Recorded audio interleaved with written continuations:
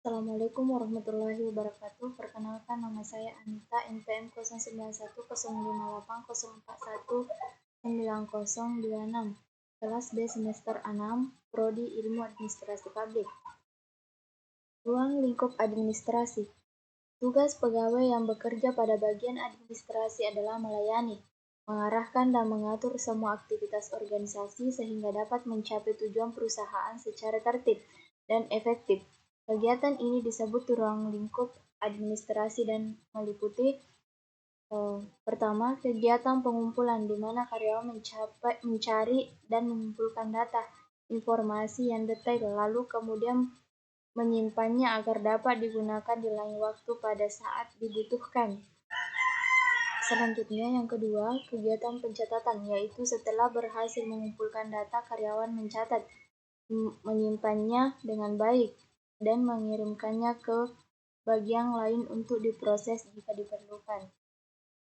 Selanjutnya, yang ketiga, kegiatan administrasi, yaitu karyawan menganalisis data administrasi yang ada guna memperoleh hasil atau kesimpulan dari data tersebut. Yang keempat, kegiatan penyimpanan, yaitu karyawan melindungi data-data tersebut dengan cara menyimpannya pada dokumen atau arsip sehingga suatu saat dapat dengan mudah ditemukan kembali jika ada yang membutuhkan. Yang kelima, pengiriman aktivitas, yaitu karyawan mengirimkan data atau file dari pemangku kepentingan internal dalam organisasi atau pemangku kepentingan eksternal di luar organisasi ke departemen lainnya. Tujuan ruang lingkup administrasi. Tujuan administrasi dibedakan menjadi dua tujuan, yaitu tujuan jangka panjang dan tujuan jangka pendek. Tujuan ruang lingkup administrasi jangka panjang yaitu tujuan administrasi yang ideal biasanya memiliki kualifikasi yang tidak terbatas untuk mencapai tujuan organisasi. Tujuan ruang lingkup administrasi jangka pendek yaitu tujuan administratif yang spesifik, memiliki ruang lingkup yang kecil dan kualifikasi sasaran yang terbatas. Biasanya dibuat oleh sub-departemen organisasi untuk melaksanakan perintah administrasi di setiap sub-departemen organisasi.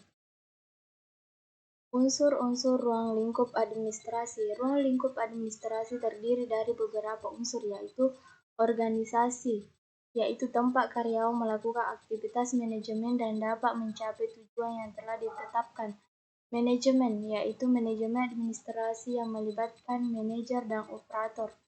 Communication, yaitu cara mengkomunikasikan informasi yang digunakan untuk menghubungkan dan berkoordinasi antar anggota organisasi atau antar berbagai bagian organisasi. Personil, yaitu penggunaan tenaga kerja yang bertanggung jawab atas manajemen organisasi. Dalam sistem kepegawaian terdapat proses yang saling terkait, yaitu rekrutmen pegawai, penempatan pegawai, otoritas pegawai, dan pemberhentian pegawai.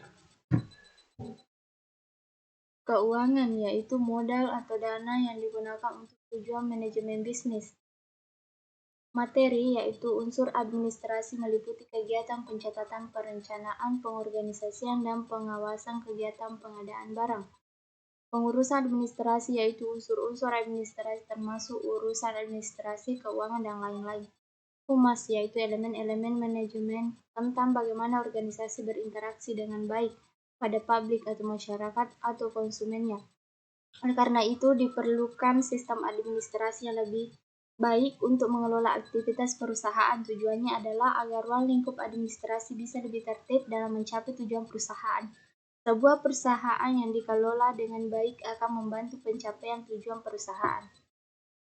Prinsip ruang lingkup administrasi. Prinsip perencanaan adalah pada ruang lingkup administrasi, artinya seluruh pekerjaan kantor harus direncanakan terlebih dahulu untuk mencapai tujuan tertentu. Misalnya, semua surat yang dikirim atau diarsipkan harus jelas tujuan dan manfaatnya.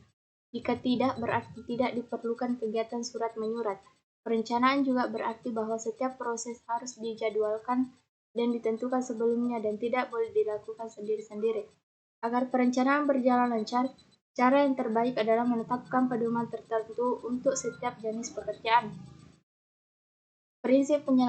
Penyederhanaan. Prinsip penyederhanaan dalam ruang lingkup administrasi artinya Anda harus berusaha untuk melakukan semua pekerjaan kantor dengan cara yang paling sederhana dan termudah.